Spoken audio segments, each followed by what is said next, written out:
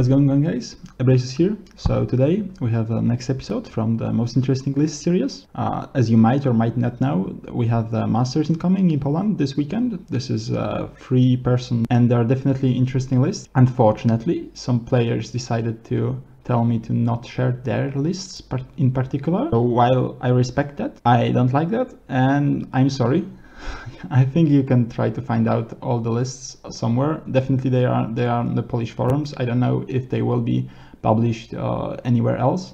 If they will be on the 9th age, I will link them, but I'm not sure. So I want to wish good luck to all the guys that will be playing this weekend. And I want to present two lists this time. And they are both pretty unusual for the armies that they are playing in.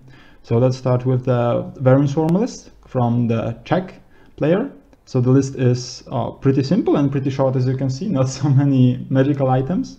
You have the Vermin Demon plus the Magister, 2 Rakachet Mechanists with Ratlock Pistols. I think this is really interesting. Then the Vermin Guard unit with Rending Banner, which is pretty surprising. 3 Footpad units for scoring and some shots and some chaff, I guess. 3 times Plague Disciples, Hulks and Dreadnoughts. So what are my thoughts about this list? Yeah, this is a very aggressive list in my opinion, but it can also try to play more defensively with Divination, with 2 times Doomwheel, or with the Rakachet Mechanists. I really like the concept of Rakachet Mechanists in the Plague Disciples. We were also considering that for our Rat players, and I think it's something definitely worth testing, like March and Shoot with pistols, with the extra shooting attacks is really nice. Additionally, the Mechanists also can hide in the Vermin Guard unit if they needed to, and add some more punch to this unit. I'm not sure if the Rending Banner is the best choice. Maybe the Banner of the Endless Swarm could be better, or even switch the Vermin Guard to smaller clan rat units, or just 2 clan rat units, and get rid of 1 of Footpad units. To be honest, I'm not so sure if I really like this core setup. As you might see in the deployment soon, I didn't really know how to position it, so there might come my confusion. I'm definitely not experienced with this type of list. And this is good, I guess, because I would suppose that many opponents will be really surprised by it. So I generally really like the concept, and I think that the pushy rats can be successful one more time, as they were kind of successful 2 years ago. Personally, I would probably change the core setup, maybe even completely change it. Bring some giant rats, so I can have a more safe unit for my BSB and for my mage. The mage also can be a bit chaff, but yeah, generally you don't want to lose your mage for free. So I would definitely prefer to have more giant rat units, especially because I really like them with the Swift Stride, with 14 March. They really help. So maybe I would try for a more MSU-ish approach, or just 2 long wagons of clan rats and 2 more units of giant rats and some footpads as well. But as I said, I'm not sure about this army. I haven't played a game with this army, and I'm sure Ripetti knows better in this case. So after the deployment, this is one of the maps that they will be playing. This is from the new map pack. So I would expect the deployment to look something like this. Sometimes in some matches the double Doomwheel should be closer together, especially because they can get better cover from the Hulks. But usually, especially if you want to deploy all first, I would expect the Doomwheels to be split, just to increase the area when where they are effective. I positioned the Vermin Demon behind the building mostly because something had to go behind the building, because as you can see, the army is like really wide, and practically no other unit goes as fast from behind the building as the Vermin Demon. He doesn't want to change first turn anyway, and with this setup I can position him either on the left flank more and hide behind the Doomwheel, or position him on the right flank more, hide behind the Doomwheel, hide behind the Hulks, hide behind the wall. So this is the very good position for him. What I forgot to mention, and what I really like about this army, is that basically you got the leadership 9 on the Vermin Demon, which is nice, but you are pretty much ITP on the whole army. The only units that are not immune to psychology and really need the leadership are the core units. The disciples obviously need leadership, but at least they cannot panic off the board. So this is something to consider. I started with both mechanists in the middle unit of sensors because I want to increase their threat range, and also because I would expect them to go in the sensors unit anyway. As you might see, I was not really sure what to do with the footpads.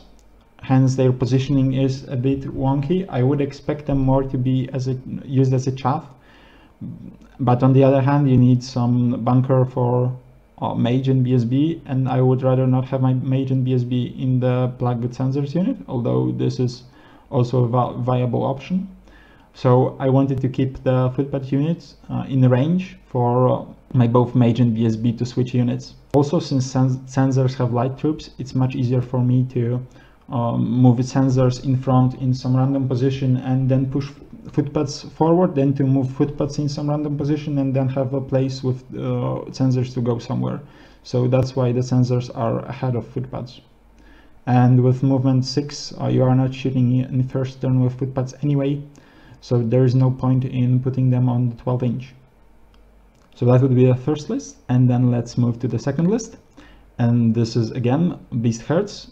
We've seen Beast Herds lists on this channel already during those type of shows, but I think what is really interesting here is that this is a very different kind of Beast Herds list than you've seen, and it only shows how much different can Beast Herds play. Because we've seen definitely pushy lists, very pushy lists with double chariots, with some Minos, with some Gorgons. We've seen lists like Frederick's list, with only ambushers and just vanguards and appearing out of nowhere and this type of stuff. But this is actually a shooty list aimed at being very solid at scoring scenarios and at winning with minor victories. So as you can see, you have standard druidism that comes with definitely this type of list, but in most Beast Herd lists anyway. You have the BSB on riding chariot, which is very interesting, is that you only have lucky charm here, not the usual Dusk Forge. While at first I disagreed with this change, I think that it is really interesting, and it frees up the points for something like Binding Scroll, as you can see here, or anything else basically. But because you have Druidism, then maybe you don't need the Dusk Forge anyway, and you want to have your BSB safe anyway, so you are not going to get into very hard combats. And with Beast Axe you have decent defensive skill, so that's fine. And then you have basically the whole core of shooters, 2 times Minotaurs for improved scoring, and 3 times Cyclone. So the list is really interesting. You don't need to push hard, and that's why, for example, on the Minotaurs, as you could have seen, you have the Blooded Horn totems, which add the +1 attack and plus AP2 instead of the usual totem that gives plus D3 +1 to charge and plus initiative. I think this is a pretty interesting change. Also, the fact that you have 30 bows in the Beast Herds army, additional 30 throwing weapons. You have 3 Cyclops and the Bolt Thrower. It makes it a very shitty army, I have to admit, and it's not easy facing it. I think it suits the meta pretty well, especially because the new demons are kind of popular around here, and it counters demons in probably every possible way that the Beast Herds could have countered the demons. I like the concept of the Centaur. I don't know if he is cheap enough, but he is 300 points. He can mess around with your opponent with the Vanguard, with the 2-up armor save. He can definitely just run around and be annoying, and be very annoying. So it's really hard to say about the hard matchups for this list or easy matchups for this list, because I think it has practically all the matchups on the equal level. I don't think it has much bad matchups, much good matchups. I think this is a perfect list if you feel like you are a pretty good player and you want to win with your opponents with your skill instead of the luck or the pairings or such. And this is a perfect list for the team tournaments, because it really can take any army, It can take off the pressure from other armies that usually need help on the pairings. So I really like the concept. And off to the deployment. This list, pretty similarly to the previous list, is not as susceptible to any panic checks. So you can play it pretty wide. I think you don't want your Cyclops to be stuck in one place. You want them to be running around. One of them should be probably near the BSB to be able to cover him if it is really needed.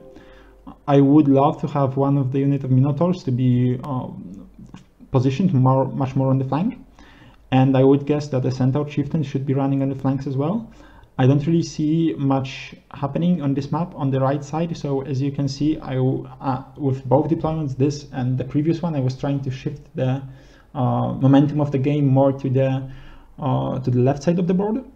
I was not sure where to position the extra forest that you get in this list. I was considering also positioning it on the left side where the Minotaurs are and positioning the mage there, but I think, and as I've observed in many Beast Herd games, the Beast Herds tend to run their mage in the center because of the ranges of Druidism are pretty much abysmal, so you have to do that. And I think that the Minotaurs on the left can go to the wall with turn 1 movement if they need so they don't need cover as much. So I decided to stick with the forest in the center.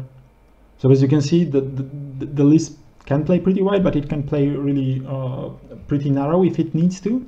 And the 2 units of Minotaurs help I think, immensely with scoring objectives. And then you can either throw rocks with Cyclops or even go into combat, because they are pretty decent combat fighters if they need so. Hope you guys enjoyed this video, and sorry for the 1-day delay. See you in the next one. Cheers.